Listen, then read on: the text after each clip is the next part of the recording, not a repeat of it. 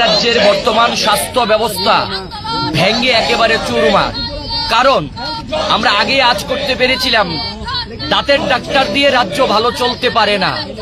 যখন দেখলাম এই দাঁতের ডাক্তারের নেতৃত্বে যখন রাজ্যে একটা বিজেপি সরকার চলছে, আমাদের দলের মাননীয় বিধায়ক সুদীপ রায় বর্মন থেকে শুরু করে দলের রাজ্য সভাপতি আশিস কুমার সাহারা যখন প্রতিনিয়ত সরকারের ব্যর্থতা নিয়ে সংবাদ মাধ্যমে সরব হয়েছেন, তখন রাজ্যের যিনি মুখ্যমন্ত্রী, তিনি রাজ্যের স্বাস্থ্যমন্ত্রী, তিনি বটে একজন রাজ্যের দন্ত চিকিৎসক, তিনি বলেছিলেন বিরোধী দলের নেতা কর্মী বা বিধায়ক সুদীপ রায় বর্মন এবং বিশেষ করে আশিস সাহার নাকি চোখে ছানি পড়েছে।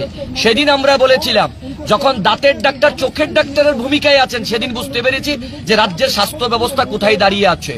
কারণ আমরা প্রতিনিয়ত দেখতে পাচ্ছি সংবাদ মাধ্যমে এই রাজ্যের সব থেকে বড় যে হাসপাতাল, জিবি হাসপাতাল, সেখানে পরিষেবা নেই।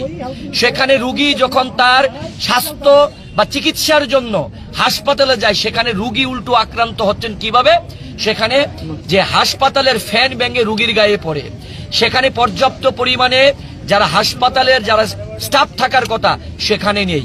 এই বক্তব্য শুধু কংগ্রেস দলের না, এর আগে আপনারা সংবাদ মাধ্যমে দেখেছিলেন ভারতবর্ষের মানবাধিকার কমিশনের একজন সদস্য ত্রিপুরা রাজ্যে কয়েক ঘন্টার জন্য রাজ্যে তিনি এসেছিলেন।